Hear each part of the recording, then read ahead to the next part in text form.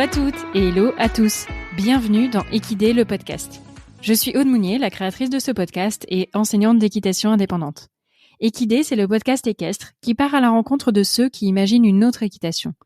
Enseignants, vétérinaires, cavaliers, entrepreneurs, artistes équestres, gérants d'écuries, tous ont pour point commun de s'interroger, d'aller plus loin, de sortir des sentiers battus et des modèles établis, d'innover ou d'entreprendre pour faire bouger les choses et dessiner les contours d'une nouvelle relation au cheval, plus ouverte et consciente. Du horsemanship au développement personnel, en passant par l'écologie et l'entrepreneuriat, Équidé est le podcast holistique qui vous emmène découvrir les acteurs du monde équestre de demain. En bon français, on peut le dire, je pense que la nourriture est un sujet assez central pour nous. Et pourtant, quand on la transpose à nos chevaux, c'est une thématique qu'on explore assez peu, je trouve. Et par exemple, en formation BPGEPS, j'ai eu très peu de contenu sur ce sujet. Donc, on en entend heureusement de plus en plus parler, mais c'est pas toujours facile de s'y retrouver sur les besoins alimentaires et nutritionnels de nos chevaux et comment s'y adapter. Donc, j'ai invité Angélique Descarpentries, qui est ingénieure agronome et nutritionniste équine indépendante, pour discuter de ce sujet et lui poser quelques questions. Alors, on a parlé fourrage, concentré, CMV, fourbure, asthme, surpoids. Bref, la question de l'alimentation, elle est capitale parce qu'elle influe directement sur la santé du cheval, mais elle reste complexe parce que leurs besoins à nos chevaux, de sport comme de loisirs, ont évolué et ne sont plus les mêmes que ceux de leurs ancêtres. Et que l'on soit, entre guillemets, simple cavalier, propriétaire, gérant de structure, on devrait tous avoir des connaissances de base qui soient à jour et faire de l'alimentation un des piliers prioritaires dans cette idée d'une approche holistique, globale de la santé du cheval. Donc j'ai essayé avec Angélique d'évoquer des questions très concrètes. J'espère que ça vous apportera quelques éléments de compréhension face aux situations que vous pouvez rencontrer avec vos chevaux. Je vous souhaite une très bonne écoute.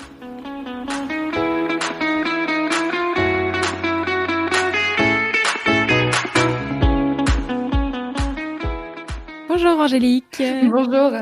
Merci beaucoup de m'accorder de ton temps parce que je sais que la saison automnale est très chargée et puis on a eu des petits rebondissements, donc je suis très heureuse de t'accueillir dans Équidé.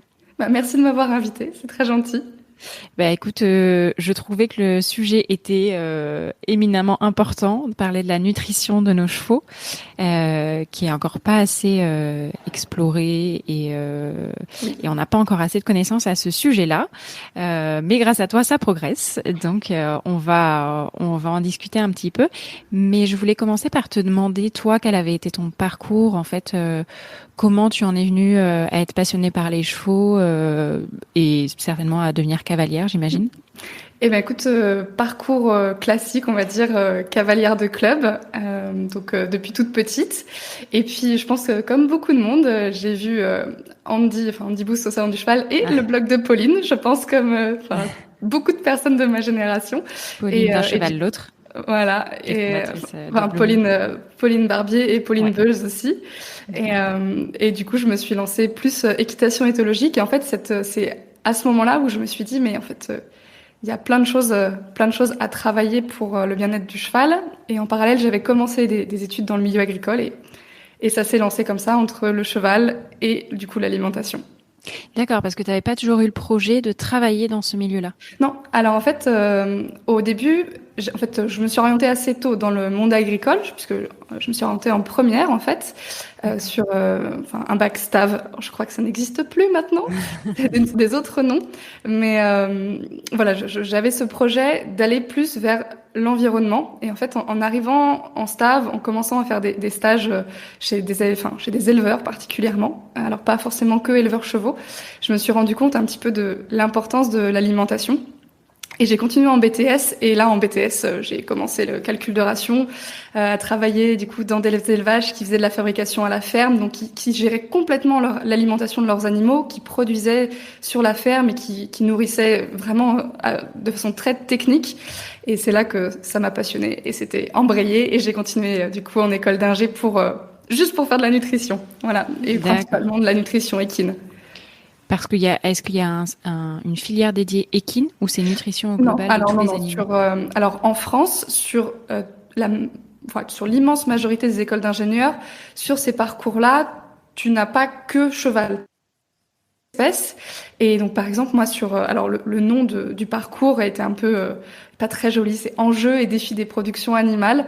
Et en fait, alors moi, j'ai choisi une école où il y avait beaucoup de nutrition, mais il y a aussi tout ce qui va être santé animale, donc éthologie, mais vraiment du côté scientifique, et puis pour tous les animaux d'élevage, pas que chevaux. D'accord. Donc c'est vraiment c'est très large au niveau des sujets et des espèces. Et puis après, progressivement, notamment par les postes qu'on va occuper ensuite, on peut se spécialiser plus ou moins. D'accord, ok. Et comment tu as fait cette spécialisation? C'est via tes expériences personnelles ou après il y a des diplômes complémentaires, on va dire? Alors sur la spécialisation cheval, en fait, donc déjà sur mon parcours scolaire, j'avais un petit peu de cheval et j'ai eu la chance en fait de pouvoir faire mes stages de BTS déjà donc chez des éleveurs. Alors au début bovins et plus chevaux, et c'est comme ça que j'ai vraiment accroché sur la nutrition. Et après des éleveurs vraiment spécialisés chevaux. Et ensuite, j'ai pu faire mon école d'ingénieur en apprentissage. C'est-à-dire que je travaillais 1 mois et j'étais 1 mois à l'école. Et en fait, dans cet apprentissage, j'ai eu en fait un poste pure nutrition animale avec toute une partie en fait nutrition équine. Donc j'avais une grosse partie de mon travail qui était quand même orientée cheval, même si j'avais toujours toutes les autres espèces. Et ensuite, progressivement, j'ai pu aller de plus en plus vers les chevaux, traiter de plus en plus de thématiques autour de ça, notamment sur la sécurité sanitaire, sur toutes les problématiques de dopage non intentionnel par les aliments via les problématiques de contamination croisée, etc. Et après, je me suis dit que vraiment, c'était vers les chevaux que je voulais aller parce qu'il y avait plein de choses à faire, parce qu'il y a une grande différence entre ce qu'on sait aujourd'hui au niveau scientifique et ce qu'on applique sur le terrain. Et donc après, j'ai refait quelques petites formations complémentaires aussi. Alors là, via Internet, mais vraiment le plus gros, en fait, ça a été l'expérience terrain avec des gens qui travaillaient déjà dans la nutrition équine et il y avait beaucoup d'expérience et en fait qui m'ont un peu chapeauté pour me lancer et qui ont été très, très gentils de me chapeauter. Donc il y en avait déjà, parce que j'ai l'impression que c'est un métier qui a été un peu créé récemment. Alors pas du coup sur des indépendants, c'est vrai que on est assez peu. Par contre, des gens qui travaillaient déjà, que ce soit pour des marques ou là où j'étais, mon premier poste c'était le syndicat de la nutrition animale. On avait des gens déjà spécialisés en nutrition équine et qui s'y connaissaient beaucoup. Et puis après, donc on peut échanger avec des personnes comme ça, des vétérinaires aussi, parce qu'il y a des vétérinaires qui sont vraiment ouverts sur ces sujets-là. Donc c'est toutes des personnes, on va dire, un petit peu ressources sur lesquelles on peut s'appuyer pour démarrer sur ce secteur. D'accord, ok. Et donc toi, tu as créé le métier en indépendante. En quoi il consiste aujourd'hui ton métier, ton activité ? Je l'ai pas créé. Je l'ai pas créé parce que donc du coup, c'est quelque chose au Royaume-Uni et aux États-Unis qui est déjà très développé. Et en France, il y a aussi quelques personnes qui le font en indépendant. Et il faut voir que chez les chevaux, autant il n'y a pas grand monde, autant chez les bovins, il y a beaucoup de conseillers alimentation animale en fait en bovin qui sont indépendants. C'est c'est très répandu. Et indépendants vraiment qui ont leur société de conseil ou via les chambres d'agriculture. Les chambres d'agriculture, elles sont indépendantes. Donc c'est déjà un métier qui existe. Et au début, je n'y avais pas pensé, mais on va dire que j'avais pas envie de me limiter à conseiller une seule marque. J'avais pas, en fait, de par mon parcours professionnel où j'ai été sur le syndicat de la nutrition animale, après sur une maison de l'élevage, j'étais habituée à avoir une liberté de choix et de conseil qui était très importante. Et du coup, j'avais pas envie de perdre ça. Et j'avais pas envie de me limiter à une marque avec quelques produits parce que il y a plein de diversité. Il y a plein de choses aussi à amener avant des produits. Juste, on en reparlera, mais du fourrage, et c'est souvent oublié. Et donc, du coup, l'idée de ce métier, elle est venue de ça, de dire, mais je veux pas prendre parti pour une seule marque, je veux que ce soit général. Donc finalement, la solution, c'est de me mettre en indépendant et de faire du conseil et de la formation comme ça. Garder une certaine liberté finalement. C'est ça. Par rapport à tes conseils et tes choix, quoi. C'est ça. Ce qui n'empêche pas après d'échanger avec des personnes, des directeurs de marques, etc. De les connaître et d'échanger avec eux parce que je les connaissais de par mon métier d'avant.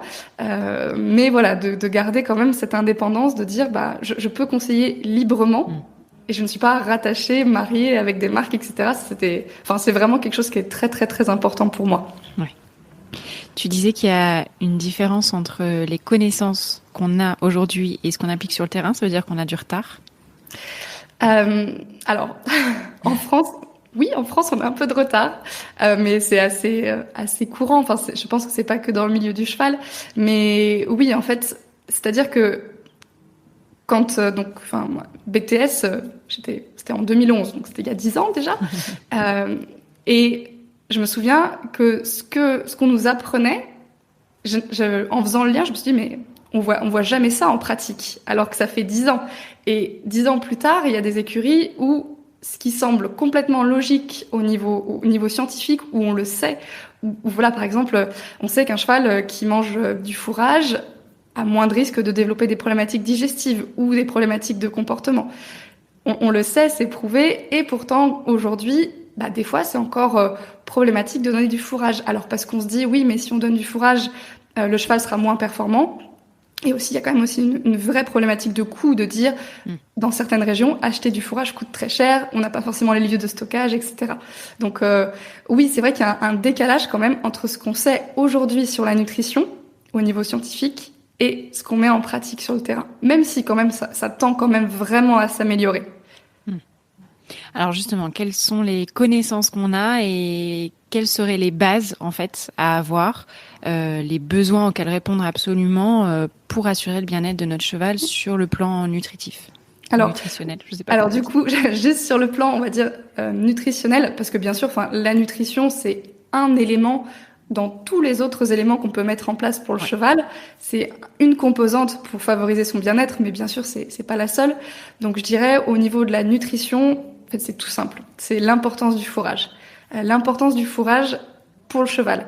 En fait, la nutrition équine, c'est pas seulement regarder des besoins nutritionnels, c'est-à-dire de l'énergie, enfin des calories, des protéines, des minéraux, des vitamines.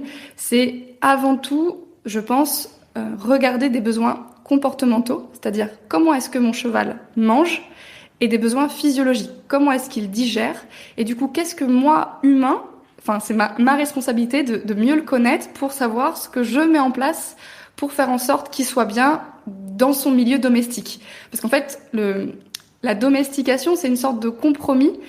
Et alors, de mon point de vue, c'est notre travail d'humain de mieux comprendre l'animal qu'on a en face pour mettre en place les choses qui vont lui permettre d'être bien dans son environnement. Et du coup, au niveau nutritionnel, c'est savoir qu'il s'alimente quasiment en continu à base de fourrage, que c'est vraiment son alimentation de base. Et tous les chevaux, quel que soit leur âge, leur activité, etc., devraient pouvoir avoir à disposition une quantité de fourrage adaptée par rapport à leurs besoins. Est-ce que tu peux peut-être réexpliquer pourquoi, anatomiquement, le cheval a besoin de manger du fourrage en continu ? Alors, du coup, le cheval, en fait, il est issu d'une longue évolution, parce que si on regarde, premier ancêtre du cheval, c'est à peu près 55 millions d'années.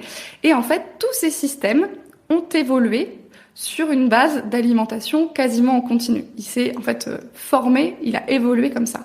Et si on regarde, que ce soit au niveau vraiment physiologie, on a tout un système digestif qui est fait pour fonctionner en continu. Par exemple, c'est chez le cheval principalement la mastication qui va activer la production de la salive. Et la salive a un pH donc alcalin supérieur à 7 et elle va permettre en fait, en étant déglutie, de tamponner l'acidité gastrique du cheval. Puisque si le cheval ne mange pas, il salive beaucoup moins et il n'y a rien pour tamponner l'acidité gastrique. D'autant plus que l'estomac, pareil, comme il est fait pour avoir du fourrage en continu, comme le fourrage passe en continu, l'estomac a un phénomène d'acidification, entre guillemets, quasiment en continu, puisque l'acide chlorhydrique est libéré quasiment en continu. Donc il faut qu'il y ait du substrat pour l'absorber. Et pareil, si on va plus loin dans le tube digestif, si on regarde au niveau du gros intestin, donc c'est comme côlon, là on va avoir la population microbienne la plus importante en termes de quantité. Tout ce qui va être le microbiote intestinal, c'est pareil, ce microbiote intestinal a besoin de substrat pour bien fonctionner. Il a besoin de manger en fait ce microbiote en continu. Et pour qu'il mange en continu, il y faut de la fibre, parce que c'est lui en fait qui s'occupe de digérer la fibre. Donc vraiment, tout le cheval est fait pour s'alimenter en continu au niveau physiologique, au niveau système digestif, et on regarde au niveau du comportement, ça se répercute tout à fait, puisque sur les études, on voit bien que ce soit un cheval en conditions libres, au paddock, au box, n'importe où, quel que soit le mode d'hébergement, si on lui en laisse la possibilité, il va s'alimenter au moins 60% de son temps. Si on regarde en fait un cheval qui vit jusqu'à 30 ans, si on fait le calcul, ça fait plus de 17 ans que le cheval passe en fait à manger. Ah la vache. Si on prend 60% de 30 ans, on arrive à peu près à 17 ans. Ça fait, si on fait un petit calcul, ça fait 150 000 heures qu'il va passer à manger dans sa vie. Ouais, dit comme ça, c'est incroyable quand même.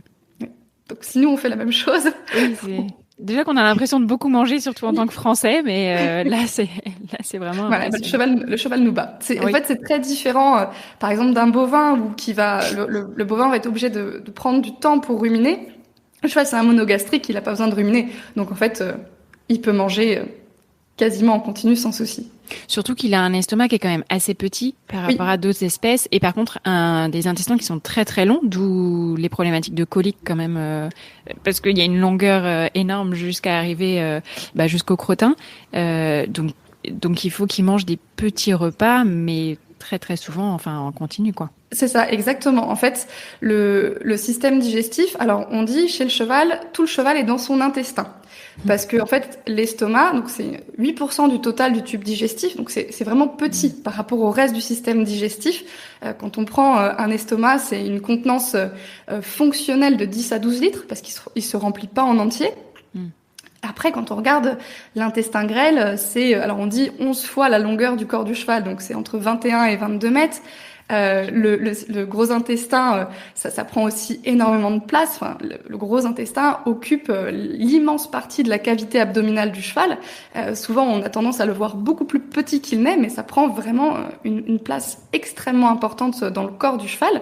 Donc, on a vraiment un système digestif qui prend de la place et qui est fait pour ça, contrairement qui est fait pour manger en continu, contrairement à une vache par exemple, où on dit que toute la vache est dans son estomac parce que elle a plusieurs poches à son estomac, elle rumine, etc.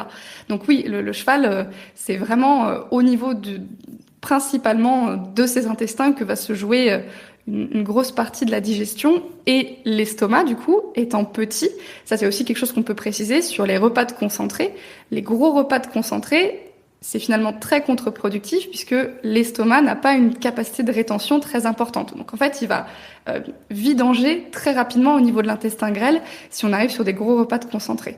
Et après, on a d'autres problématiques aussi au niveau de l'intestin grêle et du gros intestin, où si on sature en fait les capacités digestives de l'intestin grêle, on peut avoir un passage dans le gros intestin, notamment d'amidon non digéré, qui peut être problématique.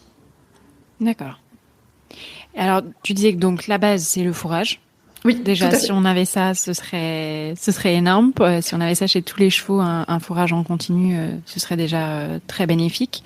Quels autres facteurs vont venir influencer les besoins du cheval pour sa ration alimentaire? Alors, juste sur le fourrage, on a quand même certains chevaux avec des problématiques de poids importantes où malheureusement c'est difficile de les mettre à volonté. Où on va devoir quand même cadrer un petit peu la quantité donnée en fonction aussi de la valeur nutritionnelle du fourrage pour limiter en fait la problématique de poids. Alors là, tout l'enjeu, et c'est vraiment, ça pour le coup c'est assez compliqué à faire, tout l'enjeu va être d'essayer de réduire l'apport calorique, donc réduire d'une certaine façon la quantité de fourrage, tout en lui permettant de respecter son comportement alimentaire et sa physiologie digestive. Et c'est ça qui est compliqué, notamment sur le fait d'aider les chevaux à maigrir, c'est respecter le comportement alimentaire tout en limitant l'apport nutritionnel.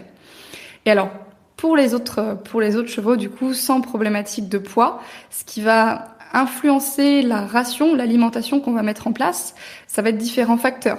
Ça va être par exemple, quel est leur environnement de vie, quelle est leur activité, quel est leur âge, quel est leur tempérament, leur spécificité, un petit peu de caractère, parce que ça va aussi influencer l'alimentation. Quelle est leur discipline de prédilection aussi, parce que tout simplement, on nourrit pas pareil un cheval d'endurance par rapport à un cheval de complet ou de CSO, par exemple, comme on nourrit pas un cheval de loisir comme une jument gestante ou une jument allaitante.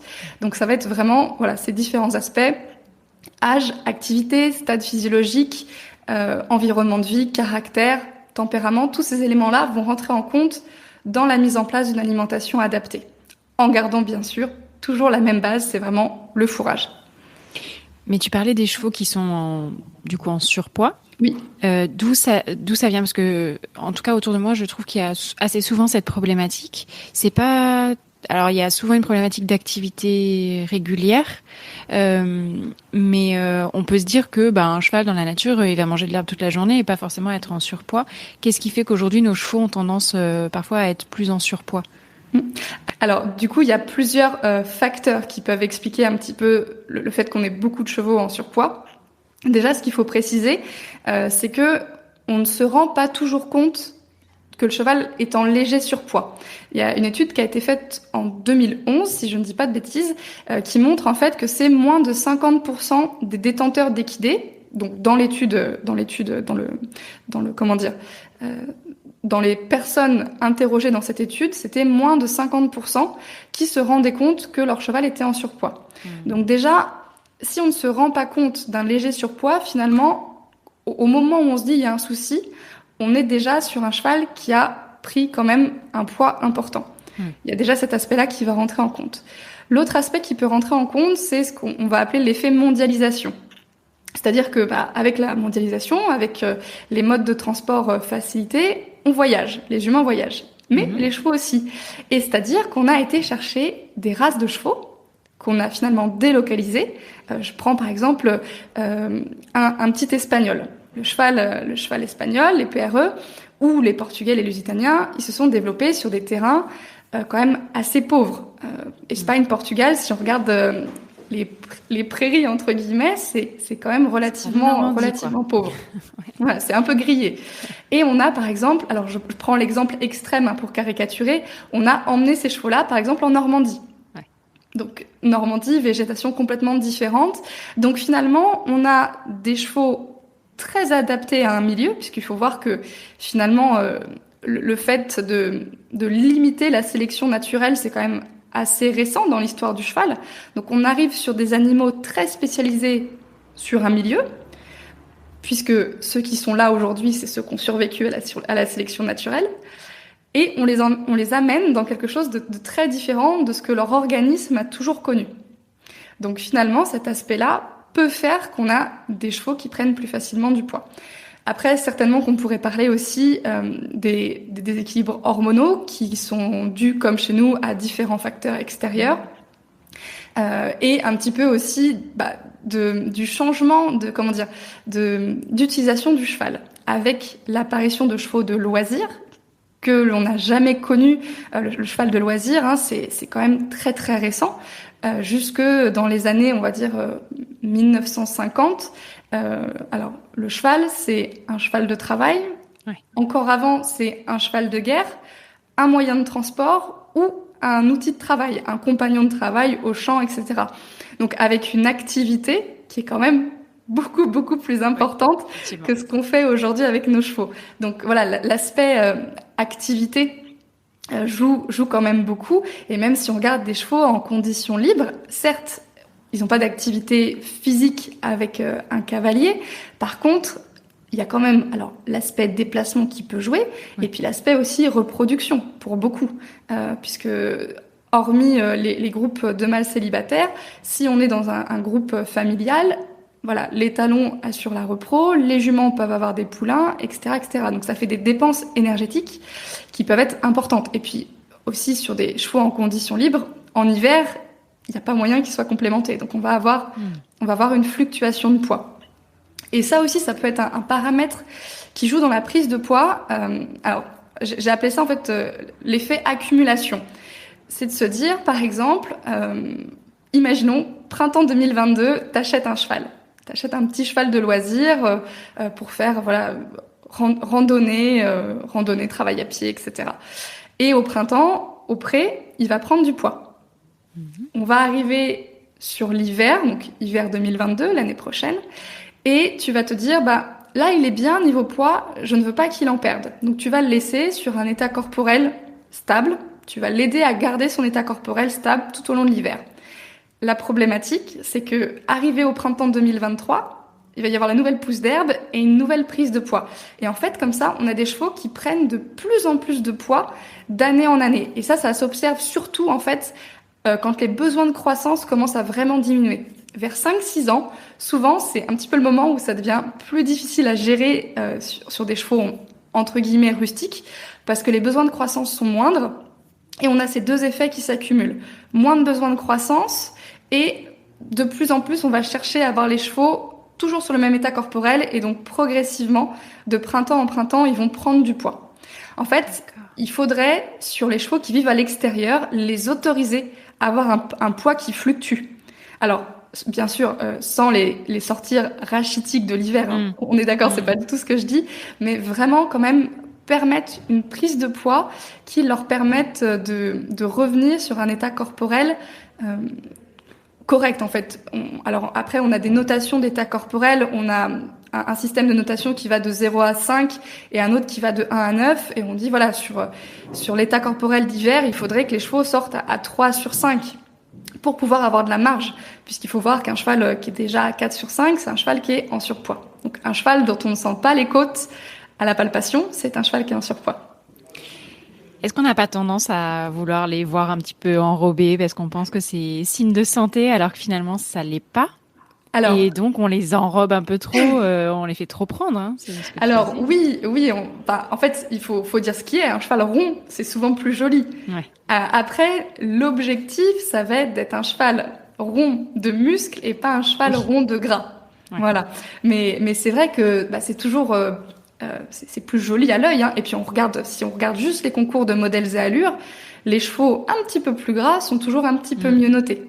Mais ça, c'est vraiment, en fait, c'est un défaut entre gros guillemets de notre œil de vouloir les avoir toujours un petit peu trop gras et d'aujourd'hui de se dire un cheval en léger surpoids, c'est son état corporel optimal. Et un cheval en état corporel optimal, on va avoir tendance à dire il est un petit peu maigre quand même celui-là.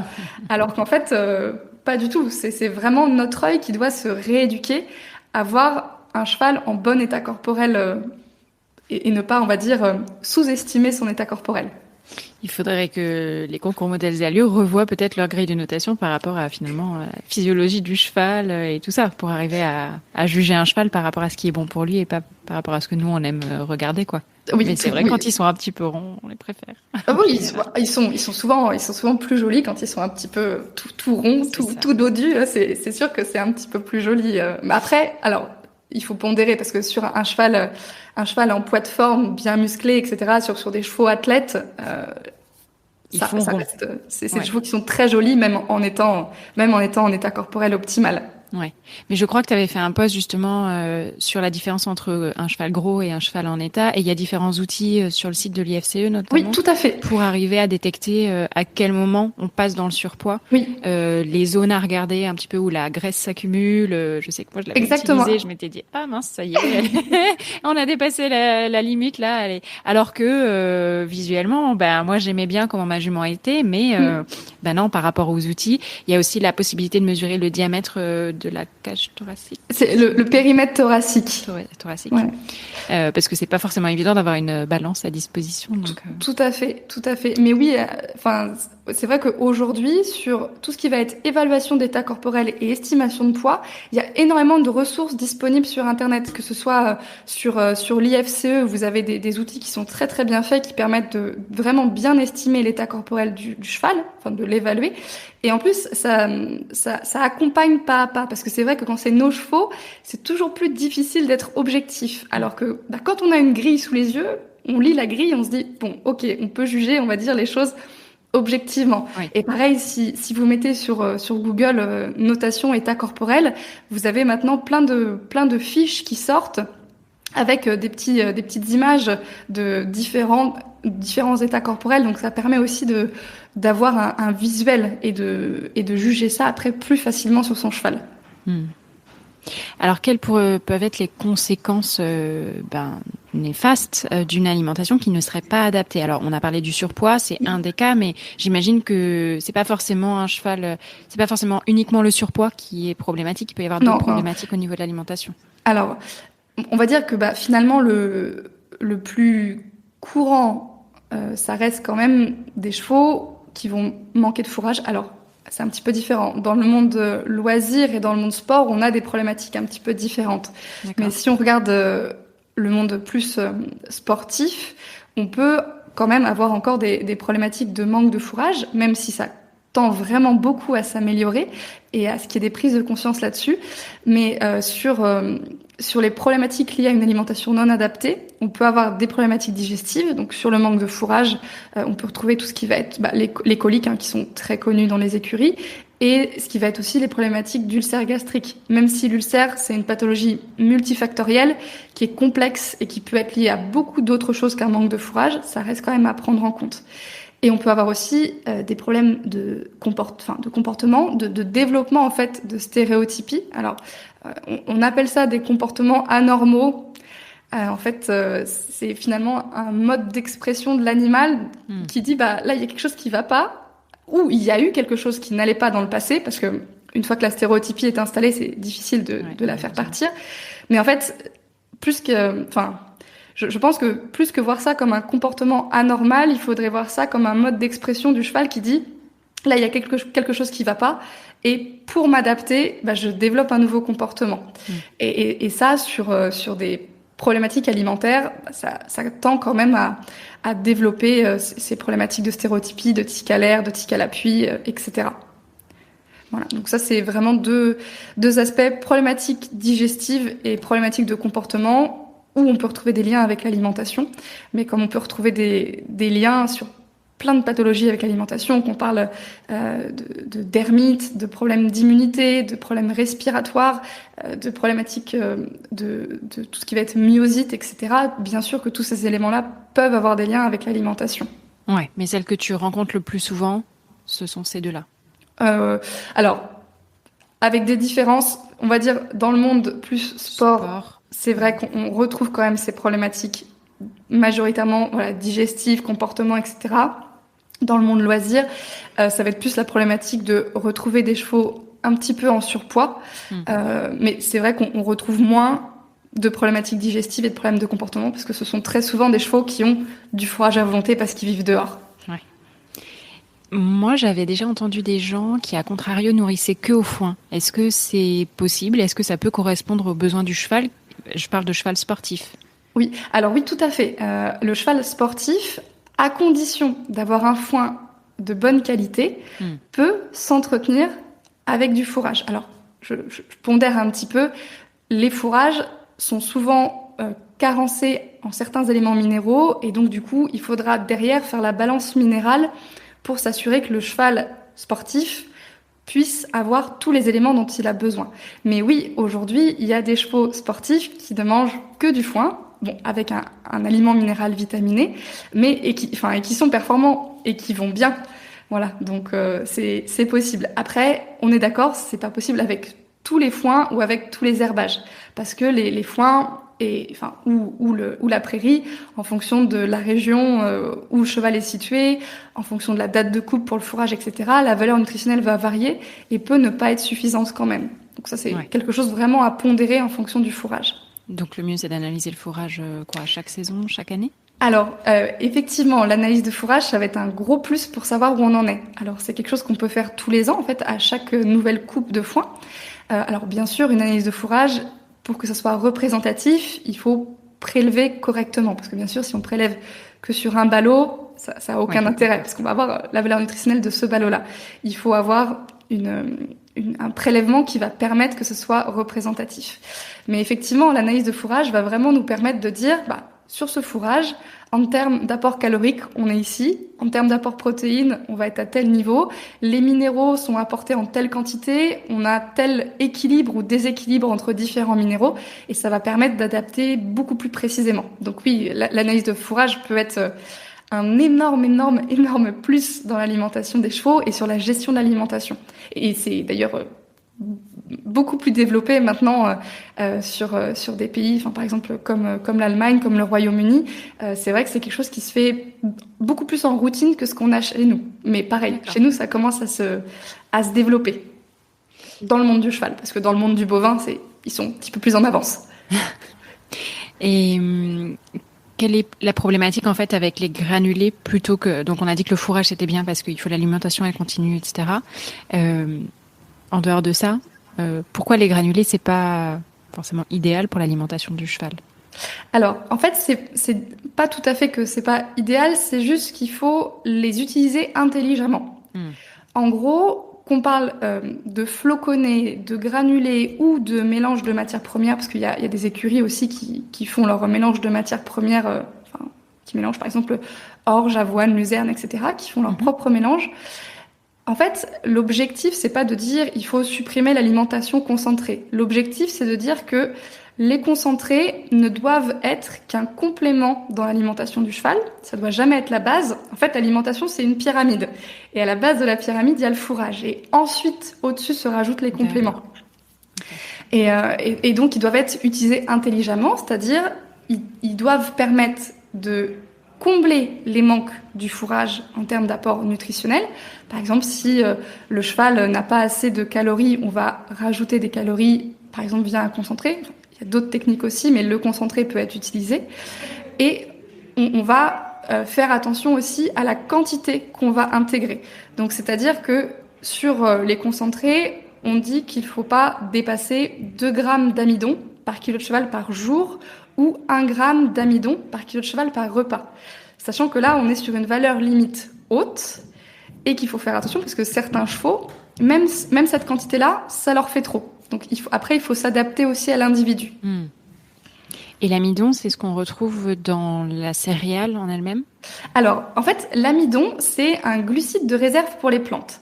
C'est la façon pour la plante de stocker ses sucres. Par exemple, nous, quand on va manger, on va ingérer du coup différents sucres qui vont être dégradés notamment en glucose, qui vont passer dans notre sang, qui vont faire monter la glycémie, monter l'insuline, et ça va permettre en fait de faire rentrer le glucose dans nos cellules musculaires, dans notre foie, et de former du glycogène.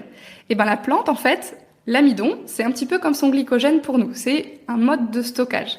Donc finalement, toutes les plantes vont avoir un pourcentage plus ou moins important d'amidon. Et comme la graine, c'est l'élément qui va devoir rester dans le sol et avoir assez de réserve pour germer, la plante, son travail, en fait, pour perpétuer l'espèce, finalement, c'est d'amener ces réserves de sucre dans la graine, d'amener de l'amidon, que de l'amidon se forme dans la graine pour que la plante ait assez de réserve pour pouvoir germer et pour pouvoir percer le sol, finalement. Donc l'amidon, ça va être sa réserve pour pouvoir germer. Donc en fait, c'est pour ça qu'on a plus d'amidon dans les grains que dans le reste de la plante. Mais en fait, l'amidon, ça n'a rien de entre guillemets toxique. Le cheval y est confronté depuis tout le temps, puisque c'est un glucide de réserve pour les plantes. La seule chose, c'est que via l'alimentation concentrée, on peut saturer les capacités digestives du cheval, puisqu'il faut voir que sa capacité à digérer de l'amidon est quand même assez limitée. Donc, c'est pour ça qu'il faut faire attention à se dire, oui, on peut utiliser un aliment concentré, mais toujours faire très attention à la quantité qu'on va distribuer. Et sachant que on a quand même tendance à en utiliser pour des chevaux qu'on n'aurait pas forcément besoin. Donc, c'est-à-dire, en fait, si le fourrage et un aliment minéral vitaminé suffit pour que le cheval soit bien, il y a entre guillemets pas besoin de s'embêter à aller chercher un aliment complémentaire. Le cheval peut très très bien rester avec juste fourrage, herbe ou foin et un aliment minéral vitaminé. Alors qu'on avait un petit peu inversé, on avait mis le concentré en base de ta pyramide et le fourrage un peu en option. On lui fait 1 ou 2 repas de fourrage, il sera bien content.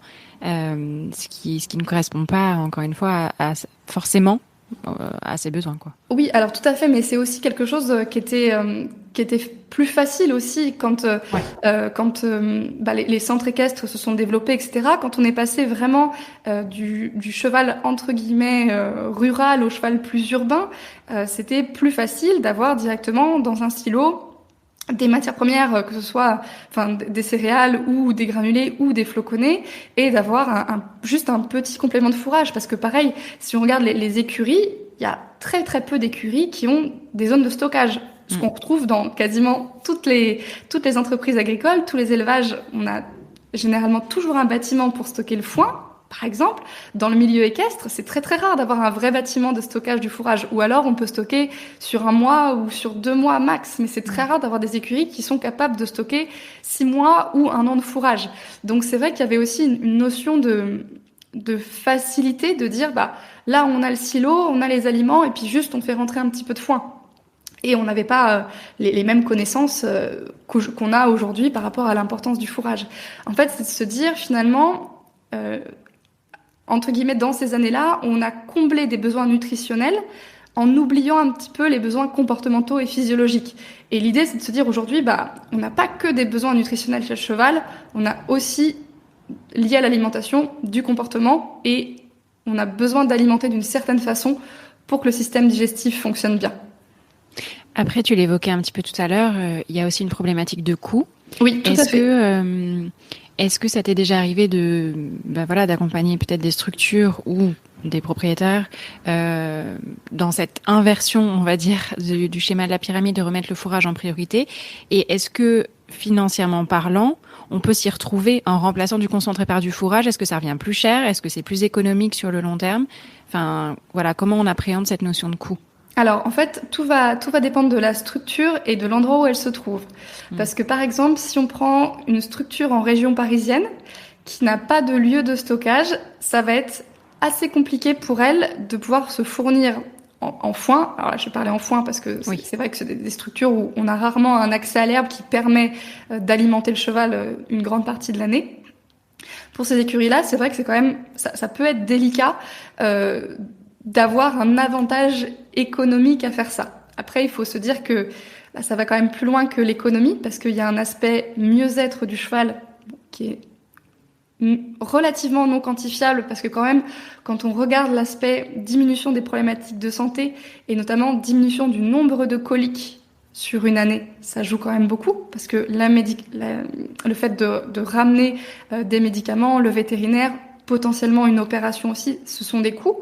Donc en fait, tous ces éléments-là, ça va être des entre guillemets économies indirectes puisque on peut avoir une baisse des frais vétérinaires et ça s'observe vraiment assez facilement quand on se penche sur les chiffres d'une année sur l'autre, quand il y a eu un changement au niveau du fourrage.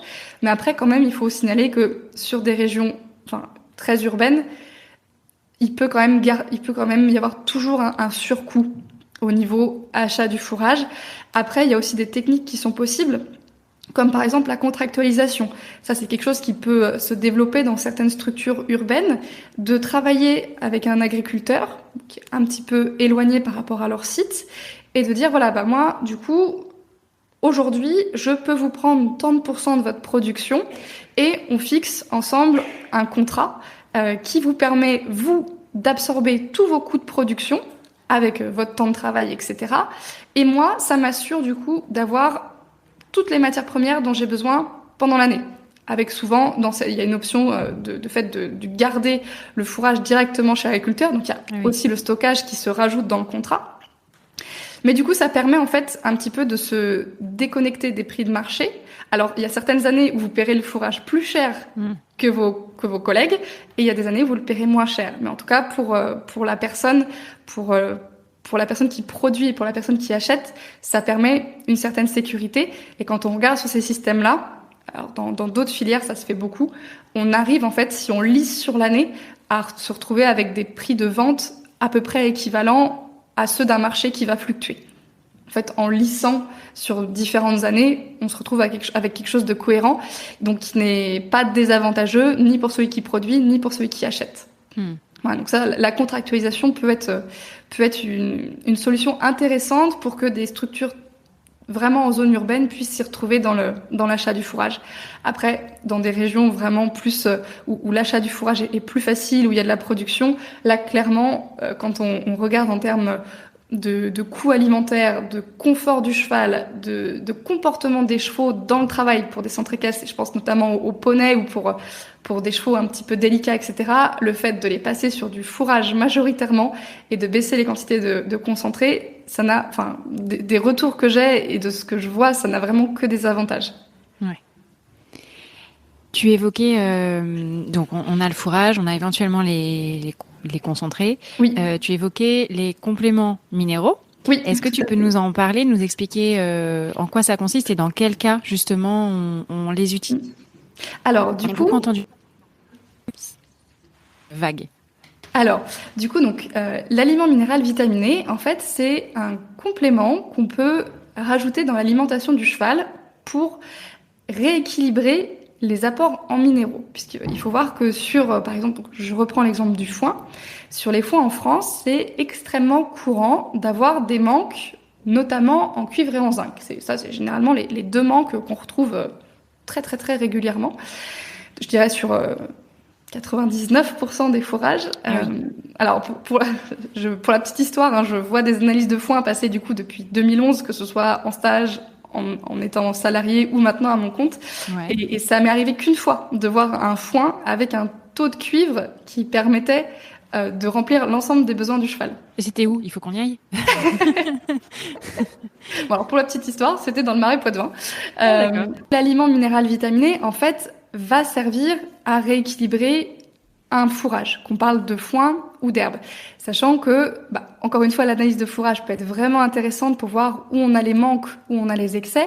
Alors les manques, généralement, sur ce qui revient très souvent, comme je disais, c'est souvent cuivre et zinc. On peut avoir l'iode aussi ou le sélénium.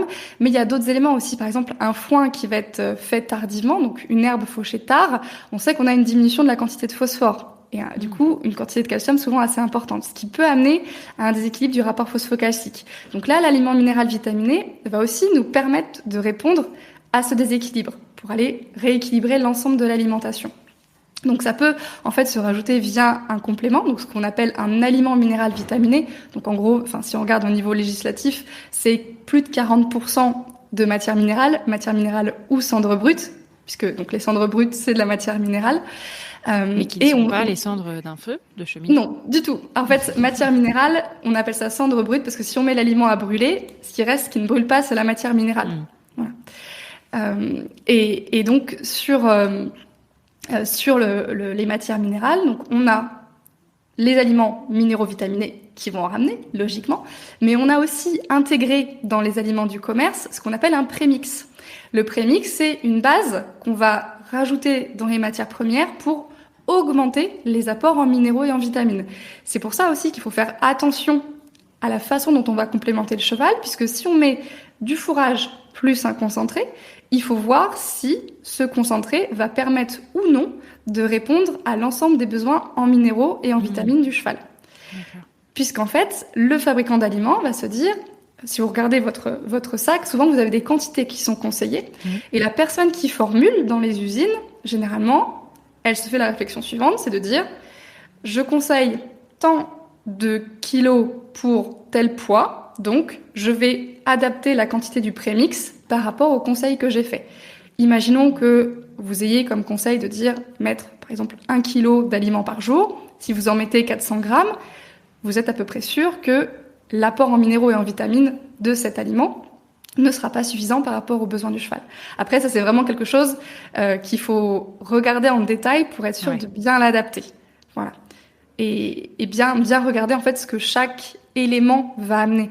C'est pareil dans le fait de construire une alimentation adaptée, c'est bien choisir différentes matières premières qui ont des apports équilibrés entre elles. Parce que par exemple, si on prend que des matières premières très riches en calcium et pauvres en phosphore, on peut se retrouver en fait à créer finalement des déséquilibres.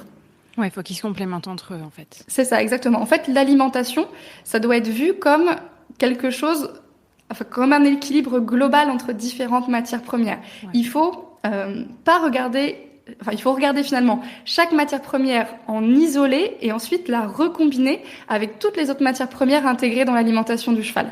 Ouais. Mais la carence en minéraux et vitamines, qu'est-ce que ça pourrait causer en fait ?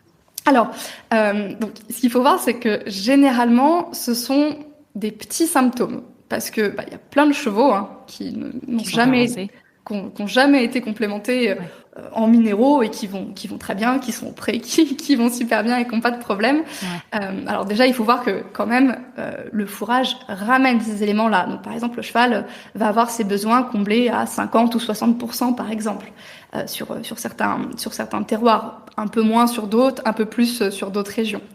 Mais on peut quand même noter sur les carences. Alors par exemple, sur les chevaux d'élevage, les problématiques de fertilité chez la jument, de fertilité ou de fécondité. Ça peut être complètement lié à des carences en minéraux. Ça se voit assez régulièrement sur des sur des juments d'élevage. Et même sur certains étalons, quand on vient retravailler la ration, rééquilibrer les apports en minéraux et en vitamines, on a des juments qui reviennent après en chaleur plus facilement, qui ont une meilleure fécondité, etc. Donc ça, sur l'élevage, ça peut se voir assez facilement. Sur nos chevaux de loisirs, tout ce qui va être qualité du poil, qualité du pied, la performance du système immunitaire, tous ces éléments-là peuvent être impactés par des carences en minéraux et en vitamines. Un exemple tout bête, mais par exemple sur la gale de boue. La gale de boue, on peut réussir à la gérer en partie si on rééquilibre bien les minéraux et les vitamines dans l'alimentation.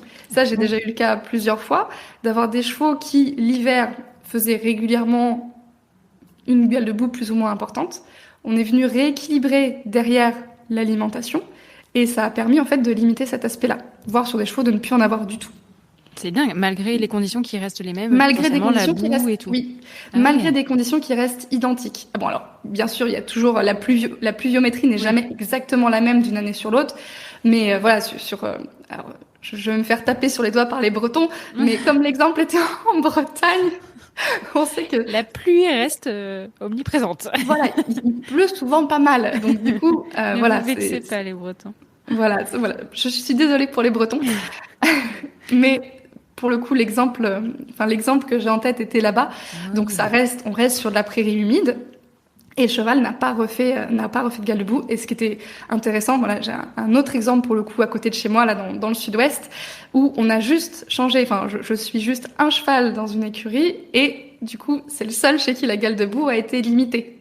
Donc on voit bien en fait la différence à conditions équivalentes, mais juste en changeant l'alimentation et rajouter un aliment minéral vitaminé, c'est pas grand chose. Hein. Ouais. Ça se joue en termes de grammes par jour, donc c'est vraiment pas grand chose. Et pourtant on peut avoir des effets qui sont bien visibles. Ah oui, c'est fou. Et c'est les propriétaires qui y ont pensé, ou c'est toi qui apportes ce conseil-là en voyant qu'il y a de la gale de boue, par exemple? Alors, parce que moi, effectivement, en fait, quand on fait un bilan nutritionnel, que ce soit sur place ou à distance, on interroge en fait le propriétaire. On lui fait un petit interrogatoire sur, est-ce qu'il y a des problématiques de santé chez son cheval? Est-ce qu'il y a eu des problématiques de santé? Est-ce qu'il y en a aujourd'hui? Comment sont ses pieds? Comment sont les poils? Comment est-ce qu'il fait sa mue? Comment va sa peau? Est-ce que c'est un cheval qui a toujours la peau nickel ou qui peut avoir tendance à se gratter? Voilà, tous ces éléments-là, quel est son tempérament, etc., etc. Tous ces éléments-là, en fait, c'est plein de petites infos qui te font dire, tiens, il y a peut-être ça, ou tiens, il y a peut-être cet élément-là. Et du coup, après, c'est ça qu'on va aller corriger sur l'alimentation, en prenant bien sûr toujours une base plus scientifique, de dire quels sont les besoins théoriques du cheval, quel est son environnement, et en fonction de son environnement, quels vont être les apports nutritionnels des matières premières. Et en fonction de ces éléments-là, on rajoute tout ce que le propriétaire du cheval nous dit et tout ce qu'on voit sur le cheval aussi, parce que le cheval dit énormément de choses quand on l'a sous les yeux. Et ensuite, l'idée, c'est de mixer tout ça pour mettre en place une alimentation adaptée. En fait, l'alimentation, c'est un petit peu une sorte d'enquête. C'est voir, en fait, quels sont tous les indices, qu'est-ce qu'on a à notre portée et qu'est-ce qu'on va mettre en place pour répondre à tout ça. Et après, c'est de voir comment le cheval y répond. Quand j'étais étudiante, dans un stage, on m'a dit en gros, tu peux mettre la meilleure ration du monde en place sur le papier. Enfin, tu peux faire la meilleure ration du monde sur le papier. Si l'animal que tu as en face de toi te dit que ça va pas, c'est que ça va pas. Donc après, c'est toujours une idée de se réadapter et d'adapter par rapport à ce que l'animal nous montre, parce que c'est toujours lui qui a la bonne réponse en fait. Ouais, il y a toujours un facteur individuel. Mais bien sûr. Dans tout ce qu'on fait qui est hyper important. C'est ça. Quand on travaille avec du vivant, quelle que soit la discipline, tu te retrouves toujours à te dire tiens, lui, il fonctionne différemment. Lui, il faut que je trouve autre chose. Et en fait, c'est pour ça que c'est intéressant aussi, c'est que c'est infini. Oui. L'apprentissage, il se termine jamais. Il est tous les jours, parce que tu as toujours un cheval qui va te confronter à une nouvelle problématique, à une nouvelle observation. Et du coup, ça te fait toujours fonctionner le cerveau. Oui. Parfois, ça peut être fatigant. C'est ce qui crée, entre guillemets, de la difficulté à être avec le vivant, mais c'est ce qui rend aussi notre passion si intéressante. Bien sûr, parce que bien sûr. Il faut toujours s'adapter et apprendre à les connaître individuellement, au-delà de collectivement qu'est-ce qu'un cheval, quoi. C'est ça. On parle beaucoup de nourriture. Est-ce que l'eau elle peut jouer aussi, je sais pas, sur les apports, sur un déséquilibre quelconque? Tout à fait, complètement. Ça va être très différent en fonction de si on est sur de la récupération d'eau de pluie, sur de l'eau de ville, même si on a un forage avec un puits. Ça, c'est vraiment des éléments qui vont être importants à surveiller, et notamment, alors si vous êtes sur un puits, de l'eau de forage ou une mare, ça peut être vraiment intéressant de faire analyser l'eau 1 ou 2 fois par an. Pareil, si vous êtes sur des collecteurs d'eau de pluie, faire très très attention aux matériaux que vous utilisez pour collecter l'eau. Un exemple tout bête, mais collecter de l'eau via un toit rouillé, ça peut être très très problématique pour le cheval, pour la santé du cheval. Oui, ça peut rendre une intention qui était bonne à la base plutôt problématique. Oui.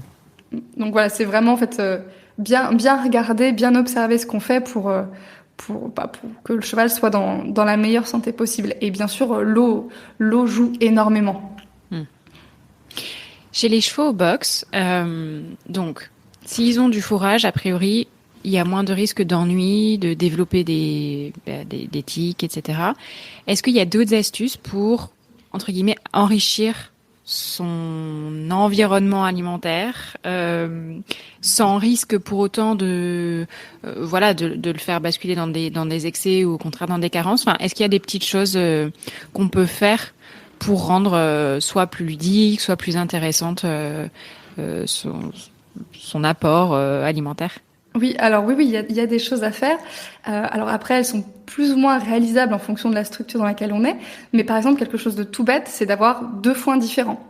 Le cheval, c'est un amoureux de la diversité. Et par exemple, si on lui propose plusieurs foins différents dans son alimentation, il va souvent... déjà, il va manger les 3. Il va pas manger que son foin préféré. Et ça va permettre, en fait, finalement, de ralentir chez certains la vitesse d'ingestion, et ça va aussi limiter la consommation de paille pour des chevaux qui seraient sur paille, qui boulottent un petit peu leur paille. Le fait d'avoir différents foins, d'avoir de la diversité, ça peut vraiment être intéressant. Et on peut aussi penser, ça c'est quelque chose qui peut être fait, même si vous allez vous balader en forêt, dans un parc, etc. Vous voyez un arbre qui peut être intéressant comme arbre fourrager. Bon, bien sûr, si vous avez le droit de le couper, vous coupez juste quelques petites branches, et vous pouvez diversifier comme ça l'alimentation du cheval. Je pense par exemple au frêne, qui est un arbre fourrager hyper apprécié par les chevaux. C'est tout à fait possible de se dire, si vous avez un frêne chez vous, de couper quelques branches pour aller mettre dans le box du cheval. Ensuite, pour des chevaux au box, tout ce qui va être les systèmes type coffre à foin peuvent être vraiment intéressants, parce que ça va permettre de ralentir l'ingestion, et donc du coup le cheval dispose de plus de temps où il a du fourrage à sa disposition que si on met le foin en vrac, où il a un petit peu tendance à consommer plus rapidement, et où du coup s'il consomme plus rapidement, potentiellement la plage horaire où il va se retrouver sans fourrage peut être plus importante. Sachant que par rapport à ça, dans l'idéal, il faudrait que le cheval ne passe pas plus de 3 heures sans avoir la possibilité de s'alimenter. Oui, puisqu'on sait qu'au-delà, ça crée un stress, et c'est plutôt néfaste pour l'estomac. C'est ça. Juste pour revenir sur les branches, parce que ça peut poser question. C'est OK que le cheval mange des branches? Alors, bien sûr, on ne lui met pas... on lui met pas des méga branches hyper dures. Il faut aller chercher, on va dire, ce qui va être le plus tendre sur l'arbre. Même si, vous regardez des chevaux en conditions libres, ils sont capables, sur un arbre mort, d'aller, un arbre tombé, d'aller manger de l'écorce, etc. Donc ils s'en sortent. Mais le cheval, donc c'est un herbivore. On dit aussi que c'est un phytophage, c'est-à-dire qu'il mange des végétaux. Donc son régime alimentaire n'est pas limité à l'herbe, aux différentes herbes. On a du coup aussi des feuilles d'arbres, des baies, des fruits, des plantes aquatiques. Il peut avoir un menu très très diversifié si on lui en laisse la possibilité.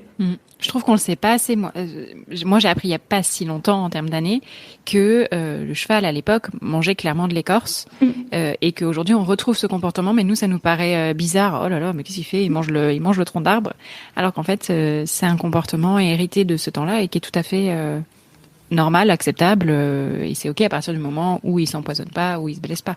C'est ça. Alors la lignophagie du coup est un comportement normal. Après, en excès, elle peut traduire aussi des problématiques. Un cheval qui irait manger, par exemple, sa porte de boxe ou la lisse du paddock en bois mort, traité, etc.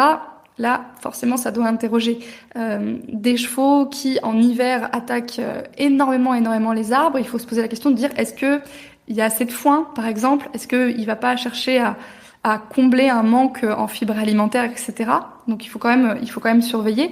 Mais si la consommation reste raisonnée, effectivement, le cheval a le droit de manger un petit peu d'écorce, de feuilles d'arbres, etc., etc.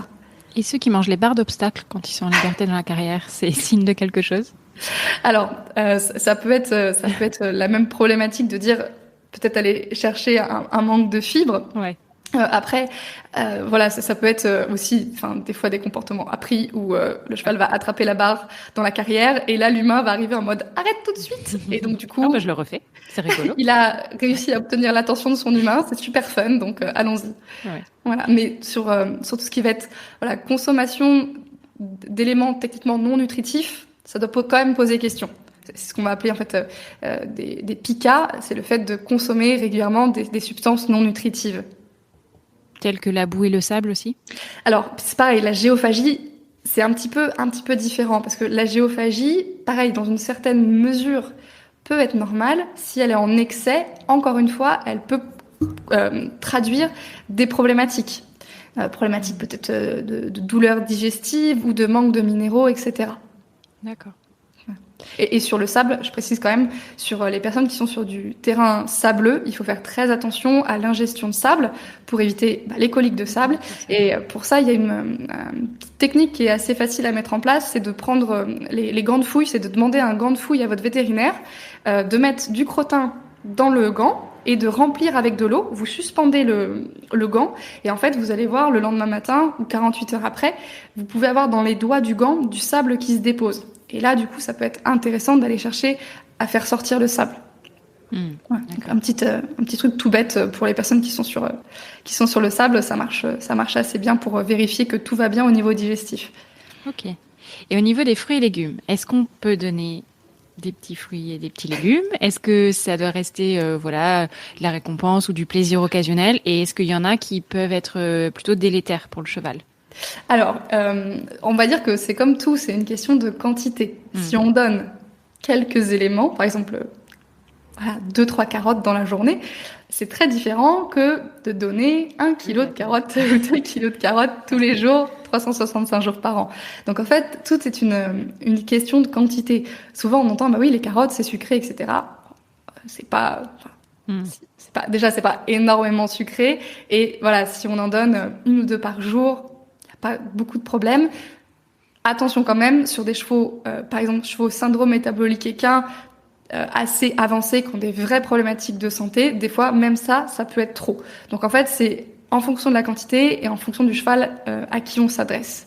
Et après, voilà, sur les éléments qu'on peut donner, classique, carottes, pommes. Après, il faut penser aussi aux légumes anciens, le panais par exemple, souvent c'est bien apprécié. Oui. Ouais. Après les poires peuvent passer aussi. Après il faut faire attention, c'est tout ce qui peut fermenter forcément. Par exemple le brocoli, c'est pas la meilleure idée du monde, mais bon. La mienne elle adore, mais j'en donne pas trop du coup. Ouais, il faut faire attention aux quantités. Et la banane aussi. Alors oui, c'est pareil, la banane, il faut faire un petit peu attention aux quantités qu'on va donner. Ouais. Moi, j'ai une problématique sur les friandises. Oui. Je regarde un peu les compos quand je vais plutôt dans les magasins, etc. Souvent, il y a du sucre, ou il y a de la mélasse, ou il y a des choses qui me paraissent pas très nobles. Est-ce que, vu qu'on le donne occasionnellement, c'est pas forcément problématique, comme nous, si on mangeait des bonbons un peu de temps en temps, ou est-ce qu'il vaut mieux aller, vers des friandises plus naturelles pour le coup, de la carotte, ou des friandises sèches, mais d'autres marques avec des compos plus recherchés? Alors, il faut voir que finalement, le sucre, on en aura toujours un petit peu. Puisque c'est comme dans quasiment toutes les matières premières, on a toujours une association de différentes molécules dont les sucres font partie, que ce soit monosaccharides, disaccharides, oligosaccharides, polygosaccharides, etc. Polysaccharides, on a différents types de sucres, des glucides dans les matières premières. Après, l'idée, c'est encore une fois d'adapter par rapport au cheval. Si on a un cheval qui n'a pas de problématique de surpoids, qui n'a pas de problématique de santé, on peut se dire qu'on peut être entre guillemets un peu plus laxiste sur ce qu'on va proposer, tout en faisant bien sûr attention à la quantité. Par contre, si on a un cheval qui a tendance un petit peu au surpoids ou à avoir des problématiques de régulation de sa glycémie, etc., là, ça peut être plus important de surveiller les compositions et même chez certains, de passer, par exemple, juste par des petits bouchons de foin pour faire le complément en friandise. Ok. Alors maintenant, je voudrais parler un peu des chevaux au pré. Donc, on a évoqué que souvent, sans vouloir faire de généralisation, mais souvent ce sont plutôt des chevaux de loisirs, mais il y a aussi des chevaux de sport qui vivent au pré. Tu as une facette de ton métier qui consiste à conseiller sur la gestion des pâtures, et j'ai l'impression que c'est quand même une problématique qui revient beaucoup. L'environnement change, pardon, la planète change. Enfin voilà, on a beaucoup de problématiques autour de ça. Et par exemple cette année, j'ai eu l'impression que ça a été assez compliqué parce que on a eu beaucoup d'herbes, parce que beaucoup de pluie et alterné avec du soleil. Donc, beaucoup de pathologies aussi derrière. J'entends beaucoup de choses, fourbure et asthme. Comment est-ce que, si je veux quand même que mon cheval vive un maximum à l'extérieur, je peux faire pour gérer ce type de pathologie, de problématique ? Alors, sur ce type de pathologie et ce type de problématique en général, c'est en fait la façon dont on va gérer les prairies qui peut avoir un impact favorable. C'est-à-dire, par exemple, mettre en place du pâturage tournant, mettre en place du pâturage au fil. En fait, c'est vraiment regarder l'herbe qui va pousser et essayer de lui donner les meilleures conditions de développement possibles. C'est-à-dire que, par exemple, une herbe, quand elle est coupée, quand elle vient d'être coupée par la dent du cheval, elle a besoin d'un petit temps pour récupérer, parce qu'il lui va arriver un truc pas super sympathique. Donc, il faut lui laisser le temps de faire, par exemple, son cycle de repousse. Donc, un cycle de repousse, c'est en 3 temps. Il y a une première partie, on va dire entre 0 et 7 jours, où la plante, elle bouge pas beaucoup, elle se demande un petit peu ce qui lui est arrivé, et ensuite, elle recommence à pousser. Et en gros, en données théoriques, on dit que de 7 à 21 jours, elle fait sa flambée de croissance, donc là, elle va beaucoup, beaucoup repousser, et ensuite, sa croissance va être beaucoup plus lente. En fait, ça fait une courbe, ça fait une sorte de S en termes de croissance, en termes de pousse. Et donc, le fait d'aller respecter un petit peu ce cycle de repousse, de pas stresser la plante, etc., ça va aussi permettre de mettre en place un pâturage plus sain pour les équidés. Parce que si on est sur une herbe surpâturée, stressée, etc., forcément, on va dégrader la prairie, sélectionner certaines espèces plus résistantes, etc.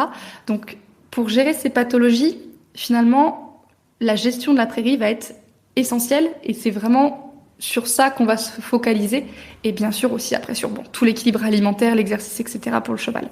Mais déjà, si on part sur une base d'une prairie qui soit au plus possible saine et diversifiée, parce que c'est pareil, la prairie green de golf, c'est pas du tout une bonne idée pour le cheval. Il faut de la diversité végétale, des diversités de strates végétales, donc de l'herbe, des arbustes, des arbres, etc., pour que ce soit le plus adapté possible. Essayer aussi d'avoir des espèces végétales un petit peu plus pauvres que ce que l'on aurait pour des bovins aussi. Ça va être très important. Bien gérer les apports au sol, etc. Tous ces éléments-là, ça va permettre de mieux gérer derrière les problématiques de pathologie type fourbure, résistance à l'insuline, etc. Tu parlais des bovins. Est-ce que justement c'est une bonne idée de les mettre ensemble pour limiter ce type de problématique ? Alors, tout dépend en fait quel va être l'objectif. Par exemple, si on est sur par exemple du bovin lait ou du bovin viande qu'on va chercher à conduire pour avoir une production laitière ou avoir une production de viande, on va chercher des pâturages assez riches. Et donc pour notre cheval, c'est pas toujours forcément le plus adapté. Ouais. Après, si on fait un mix de petites races de vaches rustiques et de chevaux, ça peut être très intéressant parce que finalement les besoins alimentaires vont pouvoir se coordonner ensemble. Et en plus, on va avoir un effet de dilution du parasitisme qui va être très intéressant. Parce que souvent les bovins mangent les refus des chevaux mangent les refus des bovins. Et on a un effet intéressant sur la gestion du parasitisme. D'accord. Donc en fait, le pâturage mixte peut être très intéressant, mais à pondérer en fonction, pareil, des objectifs. Par exemple, si on prend des chevaux, des juments d'élevage avec des vaches en production aussi, ça peut bien fonctionner parce que les besoins sont élevés dans les deux cas. Vaches en production et chevaux de loisirs, c'est un petit peu plus difficile à coordonner sur les mêmes parcelles. Ouais, d'accord. Et sur l'asthme, comment on peut... bon, après, on sait qu'il va y avoir des variantes individuelles, mais globalement, comment je peux gérer un cheval qui a de l'asthme si je veux le garder quand même un maximum voilà, dans le respect de sa physiologie au niveau alimentation? Alors déjà, gérer le surpoids, parce qu'en fait, surpoids et asthme peuvent être complètement liés. Okay. Donc, essayer de gérer le poids. Et ensuite, il y a plusieurs possibilités. Alors, la première qui peut être intéressante, c'est de se dire finalement, je vais essayer de limiter le foin au maximum. Donc, je vais laisser le cheval à l'herbe. Et dans ce cas-là, je vais m'assurer, même en hiver, de pouvoir mettre en place des pratiques de pâturage vertueuses qui vont permettre à mon cheval d'avoir accès à de l'herbe. Donc, par exemple, le pâturage au fil, c'est quelque chose qui marche vraiment très très bien. D'avancer le fil tous les jours ou tous les 2 jours pour donner accès à un nouveau morceau de la parcelle, c'est quelque chose qui peut être vraiment intéressant pour gérer ces chevaux-là. Après, si le cheval doit repasser au fourrage, on peut penser à différentes possibilités. Déjà, si le cheval a son foin dans un râtelier, mettre un filet sur la botte de foin. Déjà, ça va avoir un effet intéressant en termes de régulation un petit peu de la consommation. Et en plus, ça évite que le cheval plonge sa tête dans la botte de foin et du coup, respire les poussières. Donc, ça peut avoir un effet favorable. Si le foin est posé en vrac, bien le secouer pour essayer d'éliminer une partie des poussières. Pourquoi pas l'arroser et le donner ensuite. Après, il y a des systèmes de purificateurs qui existent également. Et après, il y a tout ce qui va être le foin séché en grange ventilée. Donc là, qui est exempt de poussière et qui peut être intéressant pour ces chevaux. Même très intéressant pour ces chevaux-là. D'accord. Bon, et puis s'il est fourbu et asthmatique, là, il faut contacter Angélique parce que ça devient... Alors, fourbu et asthmatique, en fait, on fera... Alors, là, pour le coup, certains chevaux, des fois, on se dit, il vaut mieux qu'ils soient sur du foin, en bonne santé, qu'à l'herbe et fourbu. D'accord. Donc, sur des chevaux vraiment à problématique, où en fait, on n'arrive plus à gérer la partie herbe, c'est bien de se dire pendant un moment... faire un retour au foin. Alors, bien sûr, quand il y a la problématique d'asthme, ça va demander à être un petit peu réfléchi et travaillé pour que ce retour au foin se passe bien. Essayer d'avoir aussi de l'activité, si le cheval n'est pas en douleur, pour essayer de réguler un petit peu tout ça. Mais si, fourbu et asthmatique, ça se gère. Juste, ça demande du temps et de l'investissement, que ce soit financier, on peut pas y couper, et de temps aussi. À l'inverse, quand j'ai une pâture, mais j'ai pas de l'herbe toute l'année. Il y a, on le disait, il y a certaines régions aussi qui sont plus gâtées que d'autres en France. Rajouter du foin quand il y a plus d'herbe, est-ce que c'est suffisant? Comment je gère ma prairie en fait pour optimiser un petit peu cette problématique-là?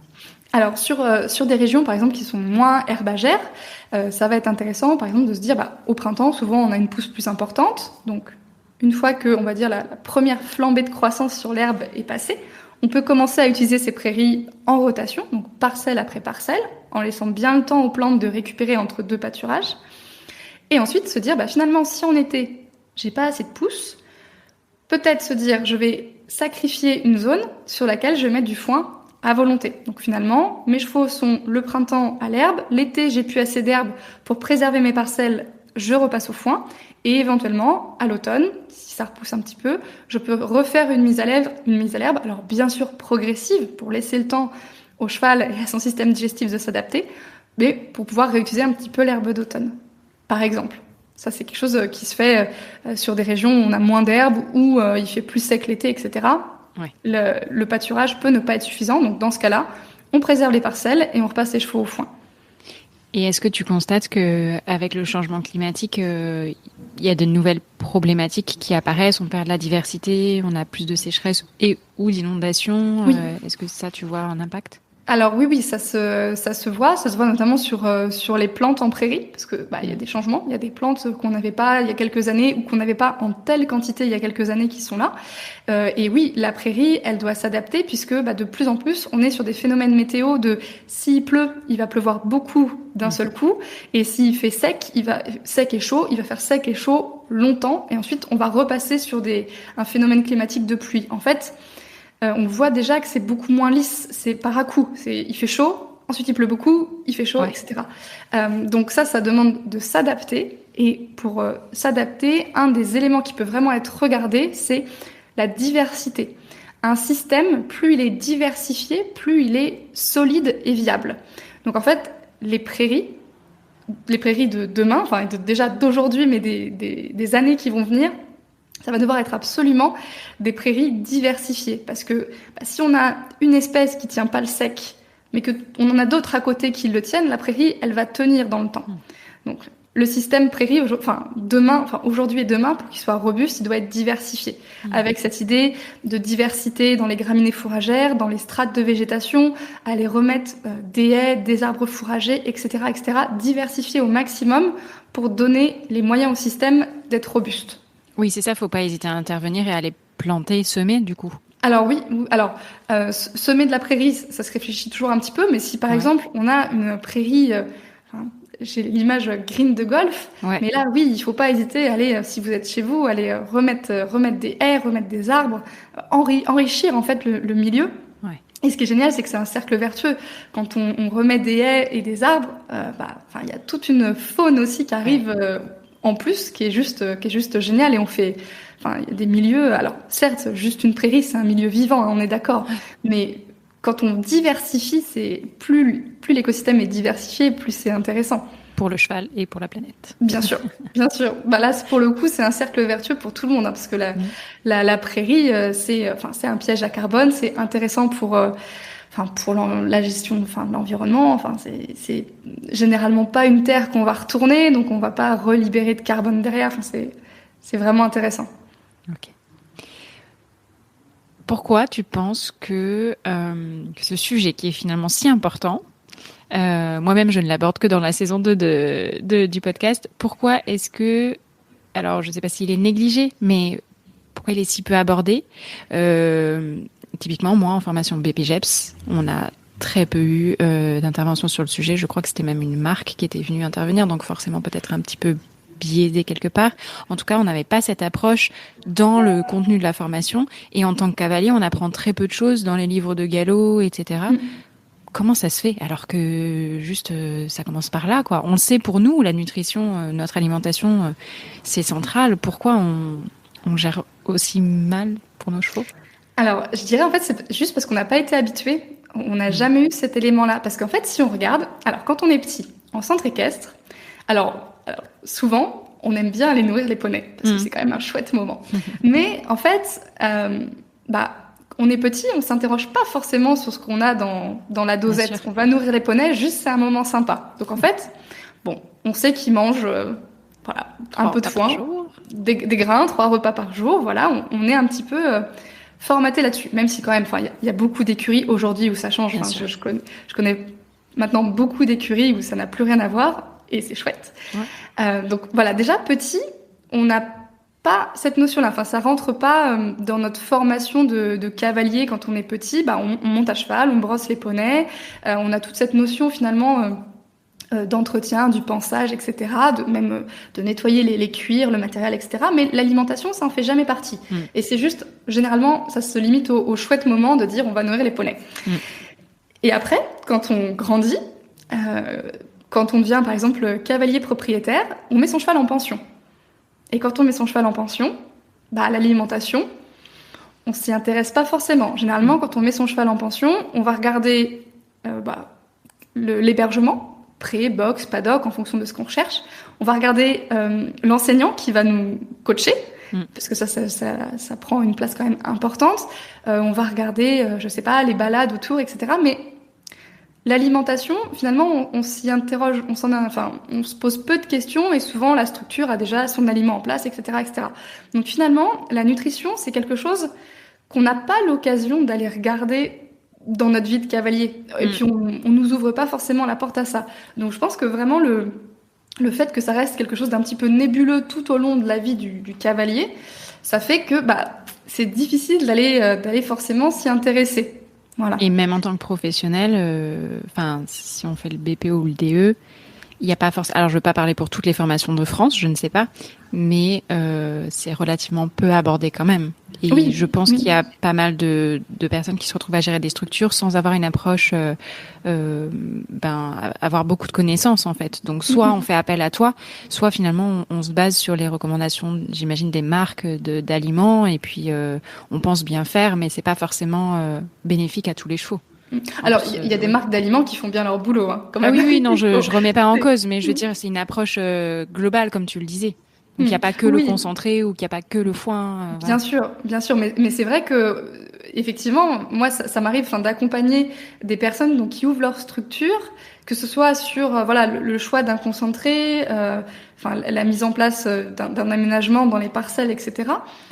Et c'est vrai que c'est quelque chose qu'ils n'ont pas abordé, mais finalement, quand on est, par exemple, cavalier pro, il y a tellement de choses à maîtriser à côté que l'alimentation, finalement, c'est difficile de s'y intéresser aussi à ça, de s'intéresser à ça aussi.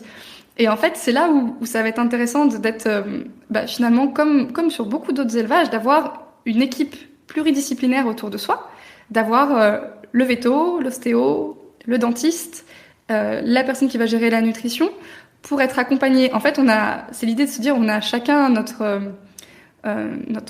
l'endroit, la discipline où on est bon. Le cavalier pro, c'est un bon cavalier, et il passe généralement toute sa journée à être un cavalier, encore meilleur. Ouais. Et donc, il faut qu'il soit accompagné sur les autres éléments. Et c'est comme ça, en fait, le métier aujourd'hui, que ce soit dans la nutrition ou dans un autre domaine dans le milieu du cheval, en fait, on peut pas travailler tout seul. Il faut être rattaché à d'autres professionnels pour pouvoir échanger, apporter des éléments, etc. Et puis, pour aller dans le sens du cheval. Oui, l'idée, c'est de s'y intéresser et après, évidemment, pas devenir un expert. Il y a des experts pour ça. C'est ça. Mais juste peut-être se dire, voilà, ce paramètre-là, peut-être que j'ai pas aujourd'hui toutes les connaissances pour le gérer, donc j'externalise. Je vais chercher les infos à l'extérieur. Mais ça, pour toutes les disciplines, je pense au matériel. Le matériel, c'est l'exemple phare aussi où il y a plein de choses à voir, et si on n'a pas un bon matériel, le cheval, ça va pas forcément en dessous, quoi. Donc il faut, toutes les disciplines, il y a cet aspect à aller chercher l'information à l'extérieur qui est vraiment juste, je pense, hyper important, et se dire on peut pas tout maîtriser. On peut pas tout maîtriser, et autant aller chercher les infos. Justement, donc, on peut faire appel à toi. Tu publies aussi beaucoup de choses sur les réseaux sociaux pour diffuser cette connaissance. On peut pas devenir expert de tout le sujet, mais au moins on peut commencer à avoir certaines notions qu'on n'avait pas. Quelles sont les autres ressources que tu conseilles si on veut commencer un petit peu à creuser le sujet ou s'enrichir sur le sujet? Alors, l'IFCE, quand même, il y a une base qui est hyper importante. Maintenant, ils ont publié énormément de choses. Si on creuse un petit peu dans les ressources disponibles sur l'IFCE, il y a quand même beaucoup de choses, et beaucoup de choses intéressantes et bien écrites. Donc ça, c'est vraiment une source intéressante. Pour les personnes qui lisent un peu l'anglais, vous avez le site thehorse.com, pareil, qui propose des articles gratuits. Il y a beaucoup de choses sur la nutrition qui sont intéressantes. En termes de livres, vous avez l'alimentation du cheval, qui est pour le coup qui est en français, qui se lit assez facilement. Vous avez aussi nutrition et alimentation des chevaux, qui est intéressant, mais je vous le conseille pas en première lecture parce que un petit peu dur à lire en première lecture comme ça quand on s'est jamais intéressé à la nutrition. Après, par exemple sur la plateforme Blooming Rider, il y a un programme aussi, nutrition, pour aller un petit peu plus loin sur ce qu'on peut mettre en place, regarder, etc. Sur évaluation de l'état corporel, du poids, de comment lire une étiquette, de fourrage, de concentré, etc., etc. Voilà. Yeah. Mais maintenant alors ce qui est intéressant aujourd'hui, c'est que sur Internet, on trouve beaucoup de choses. Voilà, juste pour faire une petite parenthèse là-dessus, on trouve beaucoup d'informations. Il faut quand même toujours les passer à la moulinette, on va dire, du bon sens et de l'esprit critique, et se dire que la nutrition, c'est quand même un métier. C'est vraiment quelque chose qui s'apprend. Et alors, pour la petite anecdote, moi, quand j'ai commencé, en BTS, en stage, on m'a dit en nutrition, pour commencer à pas être trop mauvais, il faut avoir 10 ans d'expérience. Voilà. Ah oui. Donc, c'est vraiment, en fait, les bases, finalement, sont simples. C'est du fourrage, en quantité adaptée. Mais après, quand on évolue dans ce milieu-là, c'est vraiment se dire, c'est un métier à plein temps au niveau du cerveau. Et voilà, quand même, sur les informations qu'on trouve sur Internet, se dire que on est sur de l'information et pas forcément sur de la formation. Et que la nutrition, certes, on peut en apprendre une partie dans les livres, sur les formations en ligne, etc., qu'il y a beaucoup de ressources et c'est très intéressant et c'est indispensable. Mais si on veut aller plus loin, si jamais il y a des gens qui ont envie d'en faire leur métier, c'est vraiment l'expérience terrain qui va, en fait, qui va vous former. Ça peut pas être que du, entre guillemets, virtuel, que ce soit de l'apprentissage scientifique au niveau livre ou formation, etc., en ligne. C'est vraiment le terrain qui forme le professionnel, on va dire. Et le fait d'être chapeauté par des gens qui ont de l'expérience, etc. Voilà. Ouais, c'est comme pour tout, c'est ce qu'on disait, on est avec du vivant. Donc en fait, il y a l'information globale et théorique, et puis après, il y a la réalité du terrain, et il n'y a rien qui remplace ça, quelle que soit la discipline en réalité. C'est ça. Mais en fait, oui, il y a la théorie, et après, il y a toute la pratique. C'est ça. Ouais. Est-ce que tu peux nous dire comment toi tu verrais ou ce que tu souhaiterais pour le monde équestre de demain, du coup, sur ce plan-là ou sur d'autres sujets? Je vais parler du fourrage, encore une fois.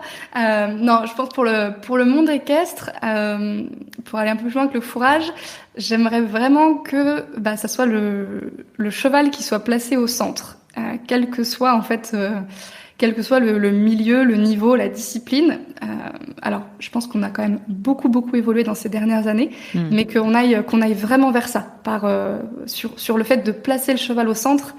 Et de le regarder et de l'interroger et vraiment d'essayer de se déconnecter de ce que nous on peut penser en tant qu'humain et de regarder ce que lui nous dit. En fait, c'est même pas se mettre à sa place, c'est le regarder vraiment et l'interroger et écouter les réponses. Vraiment écouter les réponses. Et accepter que ça peut parfois ne pas aller dans notre sens. Oui. Mais que c'est lui qui est le plus important. Et puis après, voilà, sur la base, vraiment, ça serait des chevaux qui mangent des quantités de fourrage adaptées, qui vont dehors, qui puissent avoir des contacts sociaux, qui puissent avoir, même dans une activité plus sportive, une vie de cheval. En fait, je pense que ça, c'est important, très important, essentiel. Ouais, essentiel. Bon, je mettrai toutes les références de toute façon en note de l'épisode. Ça marche. Tous ceux qui sont intéressés pourront te contacter ou en tout cas aller voir un petit peu les différentes ressources qu'on a citées. Merci beaucoup, Angélique, c'était super intéressant. Avec plaisir. À très bientôt. À bientôt.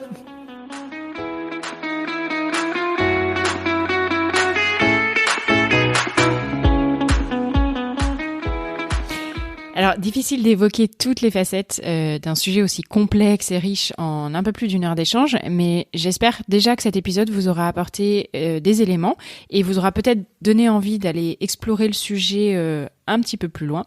Je pense qu'on peut retenir qu'il y a à la fois des besoins communs à tous les chevaux, mais aussi une forte dimension individuelle pour leur alimentation.